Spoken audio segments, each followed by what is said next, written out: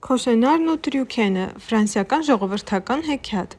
Ժամանակով երկու եղբայր են լինում։ Փոքր հասակում նրանք ծնողներից զրկվում են և դռնեդուռ ընկած ողորմություն են խնդրում։ Երկվորյակներից մեկի անունը Քոշենար է լինում, մյուսինը Տրյուքեն։ Նրանք երբեք իրարից չէին հեռանում, երբ մեկը մի տեղ էր գնում, մյուսը պետք է անպայման նրա կողքին լիներ։ Ժամանակն անցնում է, եղբայրները դառնում են 12 տարեկան, բայց նորից շարունակում են մուրացկանություն անել, ոչ մի գործով չեն ուզում զբաղվել։ Մարդիկ տեսնում են, որ նրանք արդեն մեծացել են, առաջվա պես էլ չեն խղճում և նրանց ողորմություն չեն տալիս։ Մտածում են՝ թող գնան գործ ճարեն, իրենց քրտինքով հաց վաստակեն։ Եղբայրները տեսնում են, որ բոլորը իրենցից երես են թեքում, թողնում են գյուղը, հեռանում։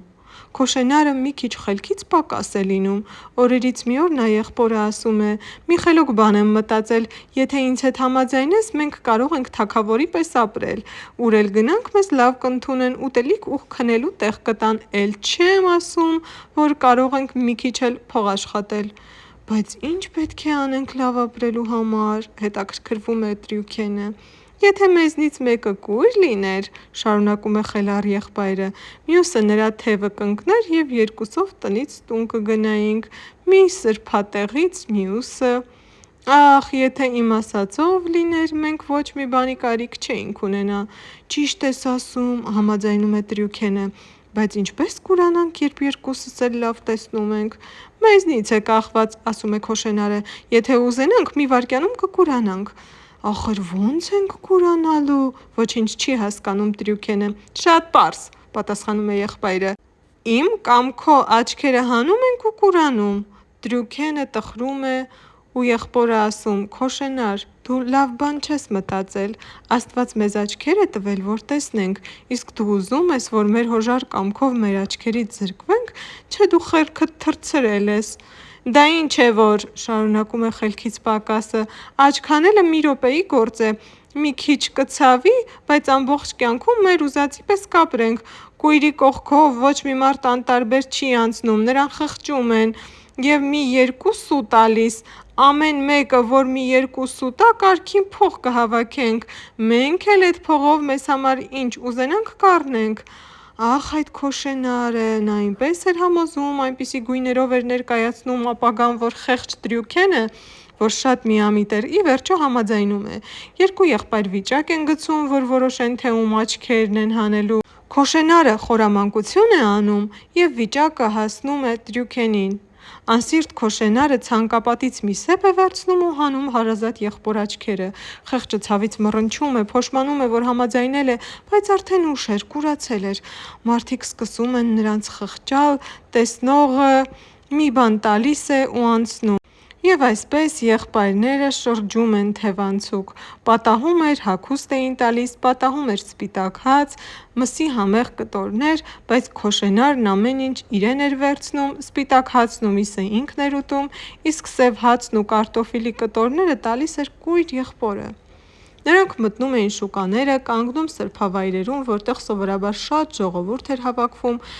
և փողը անձրևի պես լցվում էր կույր մուրացկանի դիմաց դրված փայտյա փոքրիկ ամանի մեջ։ Քոշենարը փողերն իր գրպանն էր լցնում, իսկ եղբորը ասում էր, թե ընդամենը մի քանի գրոշ է հավաքվել։ Մի որոշ ժամանակ անց ահագին փող է հավաքվում, և Քոշենարը որոշում է եղբորից ազատվել։ Նա Տրյուքենին մի մութ անտառ է տանում և ասում, որ մոլորվել են, շուտով վրա է հասնում գիշերը։ Քոշենարը եղբորն ասում է. «Արի պառկենք այս կաղնու տակ, մամուռի վրա, մինչև լույսը կբացվի, տեսնենք ինչ ենք անում»։ Տրյուքենը ոչ մի վատ բան չէր կասկածում, նա մեկնվում է խոտերին և քնում։ Հենց սկսում է խռմփացնել, Քոշենարը վեր է կենում ու գնում, հարազատ եղբորը թողնելով բախտիքը մահաճույքին։ Առավոտյան խեղճ կույրը արթնանում է ու եղբորը ձայն տալիս, կանչում, եղբայրը չի պատասխանում։ Կույրը կարծում է, թե նա խորն է քնել և իր ձայնը չի լսում։ Տրյուքենը սկսում է ավելի բարձր գոռալ, բայց նորից ոչ մի պատասխան։ Խեղճը վեր է կենում, խարխափելով մի ծառից մյուսը անցնում, դես է փնտրում, դեն է փնտրում, եղբայրը չկար ու չկար։ Չի կարող պատահել, որ իմ եղբայրն ինձ մենակ թողնի ու հեռանա, մտածում է Տրյուքենը։ մի քիչ սպասեմ, երևի կգա։ Սպասում է, մինչև մութն ընկնում է, բայց Քոշենարը չի գալիս։ Տրուքենը հասկանում է, որ եղբայրն իրեն լքել է ու սկսում է աղի արցունք թափել։ Իմ ժամերը հաշված են, տխուր մտածում է նա։ Ես կամ սովից կմեռնեմ այս ծառի տակ, կամ էլ ինձ կհոշոտեն վայրի գազանները, որոնք թափառում են այս անտառում, ինչ անեմ, ուր գնամ, ախ Քոշենար, ես քեզ ինչ վատություն էի արել, որ դու ինձ օրը գցեցիր, չէ, ուրիշ ճար չունեմ, մեկ է պետք է մեռնեմ, ավելի լավ է բարձրանամ այս ծառի կատարն ու ընկնեմ ցած, գլուխս ջարդեմ պրծնեմ, գոնե սովից ոռնացող գայլերին կեր չեմ դառնա։ Այդպես էլ անում է, բարձրանում է ծառը և ուզում է իրեն ցած գցել ու հանկարծ այդ պահին ծառի տակ առյուծի մռնչոց է լսում, լսողությունը լարում է, վարազի խռխռոց է լսում։ Քիչ անց Տրյուքենի ականջին նաև գայլի ոռնոց է հասնում, նա հասկանում է, որ ներքևում հավաքվել են առյուծը, վարազը և գայլը։ Գայլ ախպեր ես ուր ես կորել, հարցնում է առյուծը, շատ ուշացար, Լյուքսեմբուրգից եմ գալիս, պատասխանում է գայլը, էդ քաղաքի բնակիչները ծարավից կոտորվում են, ուտելիք ինչքան ասես կա, բայց խմելու ջուր չկա, Լյուքսեմբուրգում ես ինձ շատ լավ էի զգում, հապա մի փորիս նայեք, դրա համար էլ առյուծ ախպեր, մի քիչ ուշացա, ներող կլինեք։ Ես գիտեմ, թե ինչ պետք է անել, որ Լյուքսեմբուրգի բնակիչները ծարավից փրկվեն, ասում է առյուծը, բայց ես մի ուրիշ բան էլ գիտեմ, աշխարհում մի դեղ կա, որը բուժում է բոլոր հիվանդներին և հաշմանդամներին։ Այդ ամբողջ ժամանակ Տրյուքենը ծառի կատարի վրա նստած վախից դողում էր, առյուծի խոսքերը որ լսում է, ականջները սրում է, որ ոչ մի բառ բաց չթողնի։ Առյուծ ախպեր, ասա մենք էլ իմանանք, վրա է բերում գայլը, ուրեմն լսեք, թե ինչպես պետք է անել, որ Լյուքսեմբուրգի բնակիչները ջուր ունենան, ասում է առյուծը, դրանից հեշտ բան չկա, էս ծառը տեսնում եք, որի տակ հավաքվել ենք, եթե մեկնումեկը ծառի արմատից մի կտոր պոկի, դնի գրպանը ու գնա Լյուքսեմբուրգ, արմատով 3 անգամ խփի ժայռին ու ասի ջուր, ասելն ու ժայռի միջից մաքուր ջուր հոսելը մեկ կլինի, աղբյուրի ջրերը էնքան շատ կլինեն, որ ամբողջ քաղաքին կհերիքեն, մարդիկ էլ անասուններն էլ կմոռանան, թե ծառավն ինչ բան է։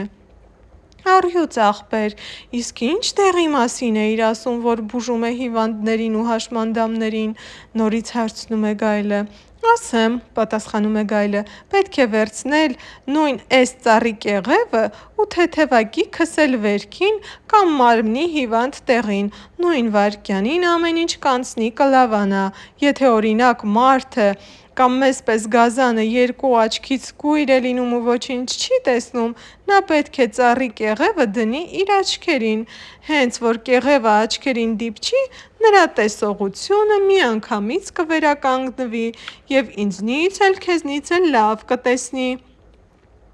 Ես Իսպանիայից եմ գալիս, շարունակում է առյուծը, եկեղեցուց վերադառնալիս թագավորի աղջկա սիրտը խառնում է ու նշխարը ձեռքից ընկնում է գետնին, մեկ էլ հանկարծ մի դոդոշ է հայտնվում, նշխարը կուլ է տալիս ու փախչում, մտնում է ջրավազանի քարերի տակ, թագավորի աղջիկը հանկարծ սկսում է ուռչել և ուռչում, մաշկը քանի գնում, էնքան բարակում է, հիմա խեղճի մաշկը էնքան է բարակել, որ ուր որ է կտրաքի ու կմեռնի, ոչ մի բժիշկ չի կարողանում գտնել նրա հիվանդության պատճառը, որ բուժի, թագավորը հուսահատությունից գլուխը կորցրել է, չգիտի ինչ անի, նա խոստացել է աղջկան ամուսնացնել այն մարդու հետ, որը կկարողանա աղջկան բուժել, քո ասելով էս ծառի կեղևը Իսպանիայի թագավորի աղջկան կբուժի, հա, հարցնում է վարազը, իհարկե կբուժի, պատասխանում է առյուծը, բայց միայն կեղևով աղջիկը լրիվ չի առողջանա, նրան մինչև վերջ բուժելու համար հարկավոր է քարերի տակից հանել դոդոշին, դոդոշի արյունը խառնել գինու հետ և խմեցնել թագավորի աղջկան, հետո պետք է դոդոշի միսը կտրատել և տալ աղջկան, որ ուտի։ Այս խոսքերից հետո առյուծը, վարազը և գայլը որոշում են մի տարի հետո նույն ծառի տակ նորից հանդիպել ու ամեն մեկը իր ճամփով գնում է։ Տրյուքենն ուշադիր լսում էր գազանների խոսակցությունը և ոչ մի բառ բաց չէր թողել: Գազանները հեռանում են թե չէ, Տրյուքենը ուրախանում է, աշխարհով մեկ է լինում և բացականչում է. «Ինչ լավ է այս աշխարհում ապրելը»: Նա զգուշորեն ծառից իջնում է, դանակով ծառի կեղևից մի կտոր կտրում ու քսում աչքերին: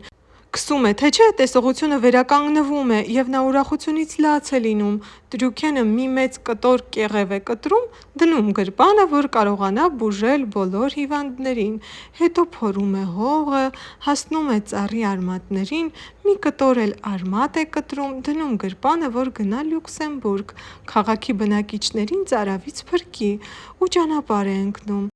Նրա շորերը մաշվել էին, իսկ գրպաններում ոչ մի գրոց չկար: Ստիպված նորից մուրացկանություն է անում, որ գոնե մի կերպ հասնի Լյուքսեմբուրգ: Շատ է գնում թե քիչ, ինչ փորձանքի մեջ ասես, որ չի ընկնում, ինչ տեսակի մարդու ասես, որ չի հանդիպում, վերջը հասնում է Լյուքսեմբուրգ: Տրյուքենը բախում է մի դուռ, մի օրով քնելու տեղ խնդրելու համար: Տանտերը, որ քահանա էր, դուռը բացում է և հարցնում. «Ո՞վ ես, որտեղից ես գալիս»: «Մուրացկան եմ, Ֆրանսիայից եմ եկել», ասում է Տրյուքենը: «Գնա քո Ֆրանսիայում էլ քնիր, ես քեզ համար քնելու տեղ չունեմ և ոչ էլ հաց ունեմ», ասում է ու դուռը շրխկացնում խեղճ մուրացկանի դեմքին: Տրյուքենը սիրտը կախ գնում է քաղաքագլխի մոտ: Նա նույնպես տան շեմից վռնդում է նրան: Գնում է ոստիկանապետի մոտ և նորից նույն բախտին արժանանում: «Էս ինչ ժողովուրդ է», մտածում է Տրյուքենը: «Ես եկել եմ նրանց ծարավից փրկելու, իսկ նրանք չեն ուզում ինձ մի կտոր հաց տալ: Իմ երկրում մի կտոր հացը մուրացկաններին չեն մերժում: Դե լավ, հիմա էլ աղքատների մոտ գնամ, նրանք երևի ինձ կընդունեն»: Գնում է, ճանապարհին մի աղջկա է հանդիպում, որը ճամփին կանգնել ու լաց էր լինում: Տրյուքենը մոտենում է աղջկան ու հարցնում է. «Ինչո՞ւ ես լալիս»: «Ես շատ դժբախտ եմ», արցունքների միջից պատասխանում է աղջիկը: «Մի քանի օր առաջ ես կորցրի ծնողներիս ու երկու եղբայրներիս: Նրանք ծարավից մահացան, իսկ ես ու քույրս հիմա մենակ ենք մնացել ու ոչ մի հարազատ չունենք: Իսկ ես», ասում է Տրյուքենը, «ձեր քաղաքում մի մարդ չկա, որն ինձ մի կտոր հաց կտա»: «Գնանք մեր տուն», ասում է աղջիկը, «ես քեզ կարող եմ հաց տալ, եթե ուզում ես, կարող ես մեր տանը գիշերել»: Միասին գնում են: Աղջիկը նրան հաց է տալիս, Տրյուքենը սկսում է ուտել: «Մեր քաղաքում ջուր չկա և շուտով երևի ես էլ կմեռնեմ ծարավից, ինչպես ծնողներս ու եղբայրներս», ասում է աղջիկը: Մուրացկանն ասում է. «Մի սափոր վերցրու և արի իմ հետևից»: Աղջիկը սափորը վերցնում է և նրանք գնում են ժայռի ուղղությամբ, որը գտնվում էր քաղաքի ծայրում: Երբ հասնում են ժայռին, Տրյուքենը գրպանից հանում է ծառի արմատը, դրանով 3 անգամ հարվածում ժայռին ու ասում. «Ջուր, ջուր, ջուր»: Ասելն ու ժայռից աղբյուր հոսելը մեկ է լինում: Աղջիկը սափորը լիքը լցնում է աղբյուրի ջրով և Տրյուքենի հետ միասին վերադառնում տուն: Քիչ հետո Լյուքսեմբուրգով մեկ լուր է տարածվում, որ մի օտարական իրենց քաղաքի ծայրում մի աղբյուր է հայտնաբերել: Սառն ու զուլալ մի աղբյուր: Ասում են, թե ինչքան ջուր ով ուզում է, կարող է գնալ ու այդ աղբյուրից խմել: Մարդիկ իրենց տներում ինչքան սափոր ու դույլ ունեին, հավաքում են ու վազում դեպի ժայռը: Բոլորի տներում ջուր է լինում, մարդիկ ուզածի չափ խմում են և ուրախությունից պար գալիս: Հանկարծ հիշում են օտարականի մասին և սկսում փնտրել նրան: Չէ՞ որ այդ մարդն իրենց համար ջուր էր հայտնաբերել և բոլորին փրկել անխուսափելի մահից: Ամբողջ քաղաքը ոտքի տակ են տալիս և օտարականին գտնում են աղքատ աղջկա տանը: Մարդիկ հավաքվում են աղքատ աղջկա հյուղակի շուրջը: Գալիս են նաև քահանան, ոստիկանապետը, քաղաքագլուխը և մյուս մեծամեծները: Նրանք Տրյուքենին առաջարկում են հանդիսավոր կերպով անցնել քաղաքի փողոցներով երաժիշտների ուղղությամբ: Տրյուքենը մերժում է նրանց և ասում է. «Հիշո՞ւմ եք, երբ ես իմ ոտքով ձեր դուռն էի եկել, ձեզանից ոչ մեկը չուզեց ինձ մի կտոր հաց տալ: Եթե այս աղջիկը չլիներ, հիմա ես սովից մեռած կլինեի, իսկ դուք ծարավից: Ես մնում եմ այս աղջկա տանը, որովհետև նա է ինձ մահից փրկել»: Մեծամեծերն ու հարուստները մտածմունքի մեջ են ընկնում: Նրանք վախենում են, որ հանկարծ Տրյուքենը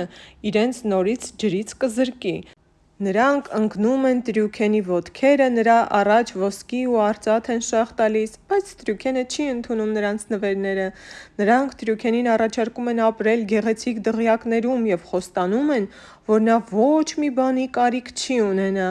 «Հիմա չեմ կարող», պատասխանում է Տրյուքենը, «ես անհետաձգելի գործեր ունեմ, և ինձ պետք է հենց այսօր ճանապարհ ընկնել, բայց վերադառնալիս կանցնեմ այս կողմերով։ Եթե ինձ մոռացած չլինեք, կմնամ ու կապրեմ ձեր քաղաքում։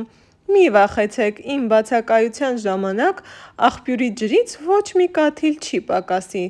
Քաղաքի բնակիչները Տրյուքենին հրաժեշտ են տալիս և մի կառք նվիրում։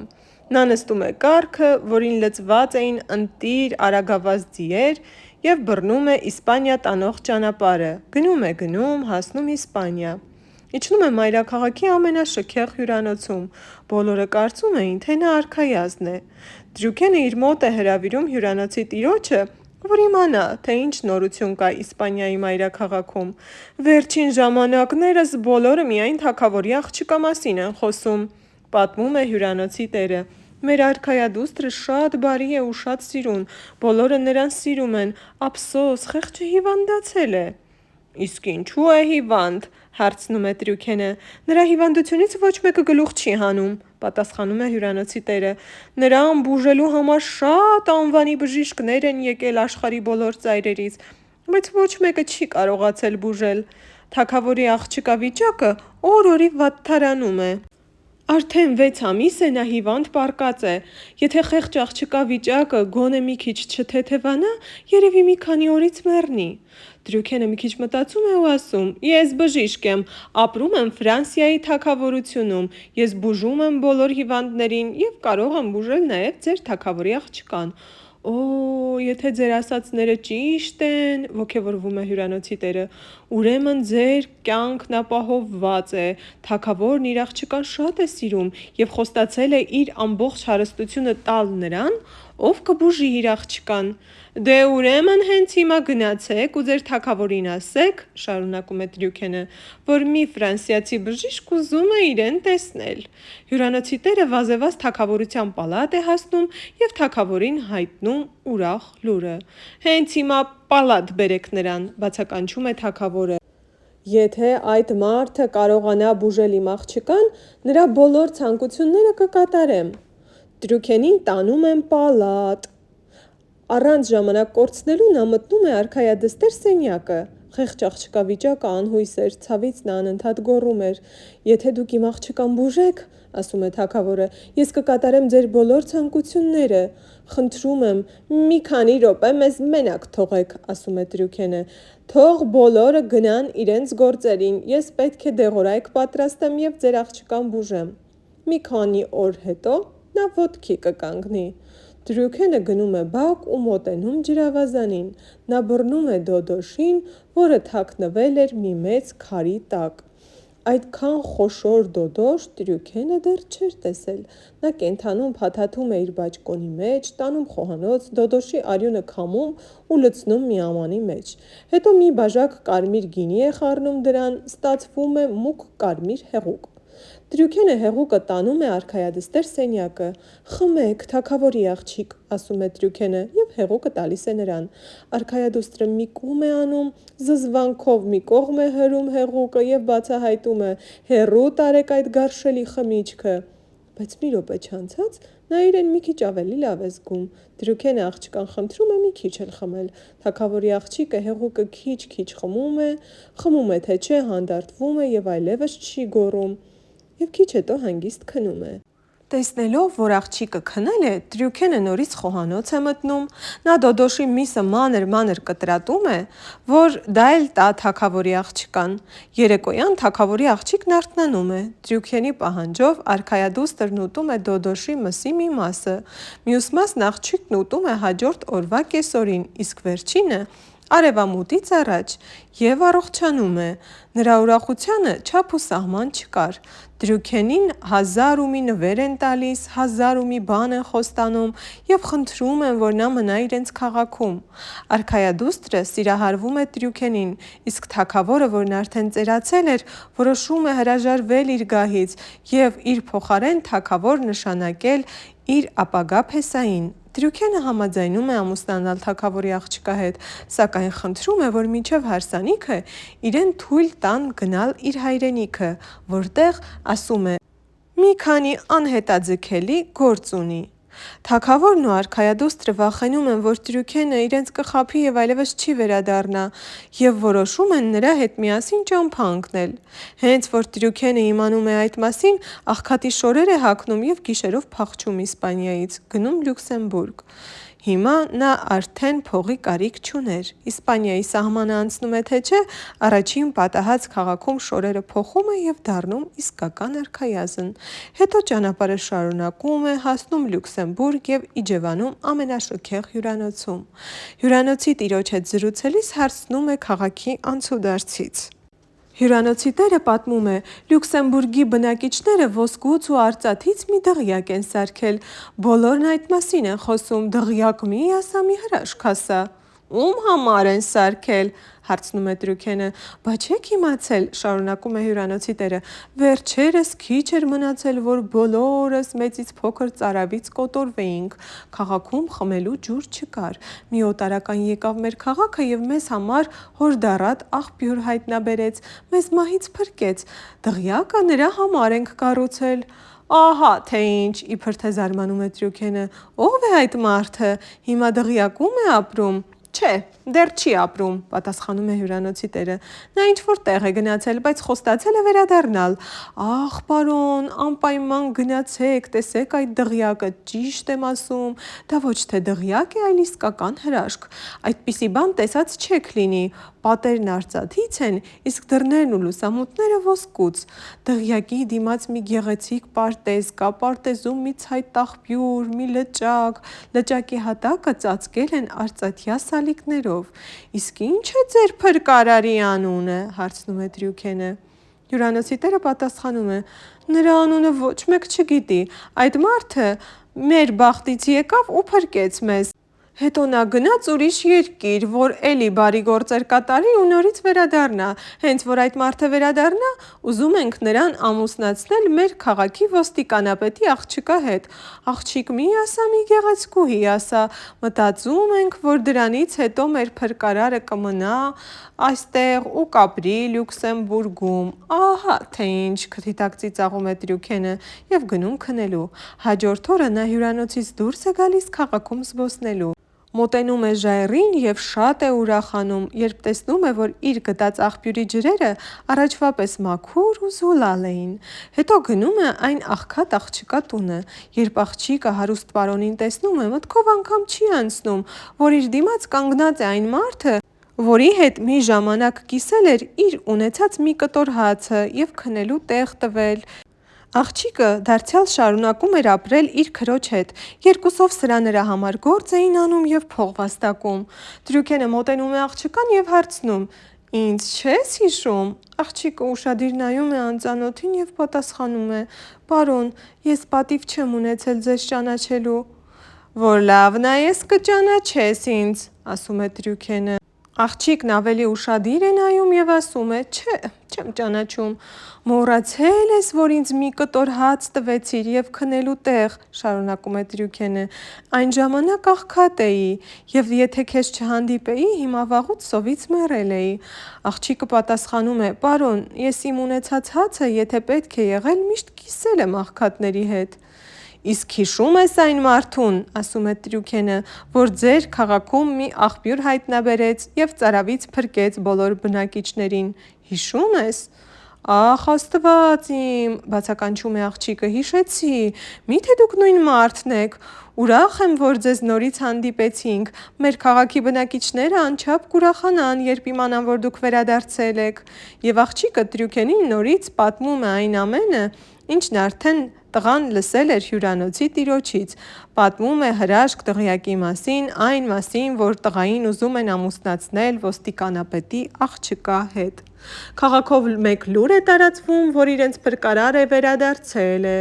Ժողովուրդն ուրախանում է, իրար է անցնում, ոստիկանապետը, քաղաքագլուխը, քահանան ու քաղաքում մյուս մեծամեծերը հավաքվում են, հանդիսավոր կերպով գնում հյուրանոց իրենց ազատարարին տեսնելու։ Նրանց առջևից գնում էին երաժիշտները։ Ոստիկանապետը ճառ է ասում և Տրյուքենին է հանձնում ոսկյա դղյակի բանալիները, որպես նվեր Լյուքսեմբուրգի երախտապարտ բնակիչներից։ Ասում է, եթե ուզում եք, կարող եք հենց հիմա էլ գնալ և ապրել ձեր դղյակում։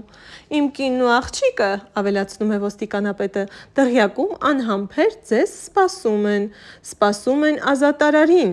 որպեսզի ինչպես հարկն է, այնպես էլ դիմավորեն։ Տրյուքենը նախ շնորհակալություն է հայտնում Լյուքսեմբուրգի բնակիչներին, որ իրեն չեն մոռացել, հետո ոստիկանապետին ասում է, որ նախքան դղյակում ապրելը, որոշել է իր կյանքի ընկերուհուն ճարել, նախ ընկերուհուն կգտնի, հետո դղյակ կվերադառնա,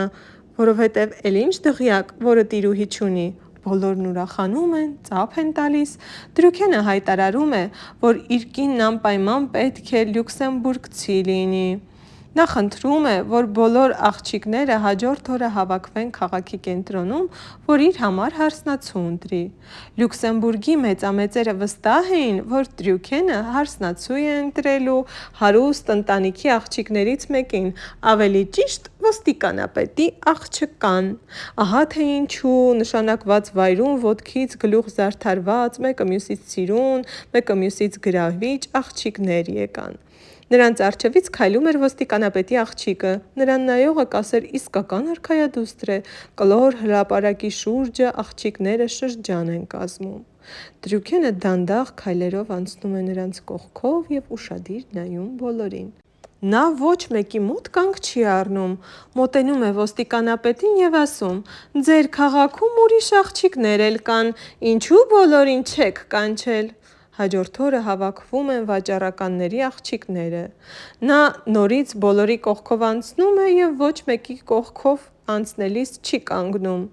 «Ոստիկանապետ», ասում է Տրյուքենը, «ես չեմ տեսնում այն աղջկան, որի հետ ուզում եմ ամուսնանալ, վաղը քաղաքի մյուս աղջիկներին հավաքեք և բերեք այստեղ»։ Երրորդ օրը ոստիկանապետը ճառը կտրած հավաքում է արհեստավորների աղջիկներին ու աղախիններին։ Տրյուքենը հանկարծ տեսնում է իր ծանոթ աղջկան, մոտենում է, ձեռքից բռնում ու դիմելով Լյուքսեմբուրգի բնակիչներին ասում է. «Ես ուզում եմ, որ այս աղջիկը իմ կինը դառնա։ Մի ժամանակ, երբ ձեր քաղաքում ոչ ոք չէր ուզում ինձ իր տան շեմից ներս թողնել, այս աղջիկը ինձ քնելու տեղ տվեց և ինձ հետ կիսեց իր մի կտոր հացը։ Ես նրան եմ ընտրում»։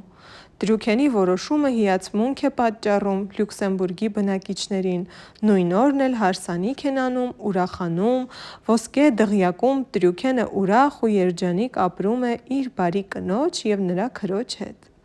Մի օր Տրյուքենը ընկերների հետ գնում է որսի։ Մտնում են մի անտառ։ Դա այն անտառն էր, որտեղ մի ժամանակ եղբայրը լքել էր Տրյուքենին ու հեռացել։ Տրյուքենը հեռվից կաղնին տեսնում է և անմիջապես ճանաչում։ Հիշում է, թե ինչպես էր ինքը ուզում ծառի կատարից ընկնել ու ջարդուփշուր լինել։ Մոտենում է ծառին ու տեսնում կաղնու տակ ցնցոտիների մեջ կորած մի մուրացկան է պառկել։ Մուրացկանի մարմինը ծածկված էր վերքերով, երևում էր, որ խեղճը վաղուց ոչինչ չէր կերել։ Տրյուքենը մուրացկանին խղճում է, ձիուց իջնում է, որ բուժի։ Դա նրա համար մի հասարակ բան էր, նույն ծառն էր, նույն կեղևը։ «Խեղճ մարդ, ժամերը թաշված են», ասում է Տրյուքենը։ «Պարոն», պատասխանում է մուրացկանը, «ինձպես մարդը ավելի լավ է չապրի»։ «Ո՞նց թե», զարմանում է Տրյուքենը, «Ես դեռ ոչ մի մարդ չեմ տեսել, որ չուզենա ապրել»։ Մուրացկանը պատասխանում է. «Ախ, պարոն, շատ երկար ու տխուր պատմություն է, եթե չեք ձանձրանա, ես կպատմեմ»։ «Պատմիր, հետաքրքիր է», ասում է Տրյուքենը։ «Ունեի-չունեի մի եղբայր ունեի», շարունակում է մուրացկանը, «փոքր հասակում ծնողներից զրկվեցինք, երկու եղբայր դռնեդուռ ընկանք, սկսեցինք մարդկանցից ողորմություն խնդրել։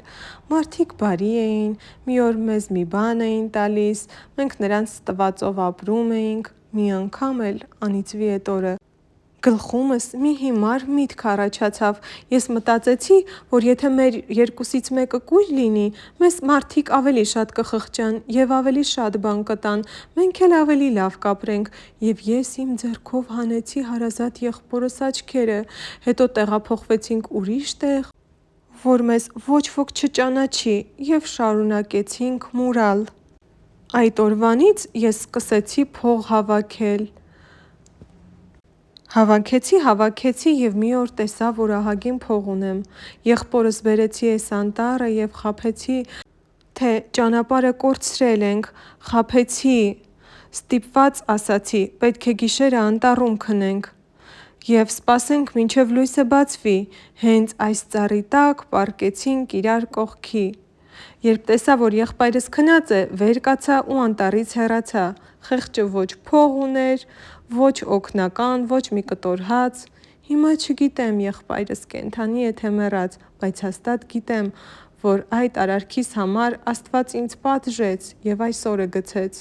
Մուրացկանը լաց է լինում և շարունակում. Հետո իմ ունացած փողերը քամուն տվեցի, որովհետև չէի աշխատում,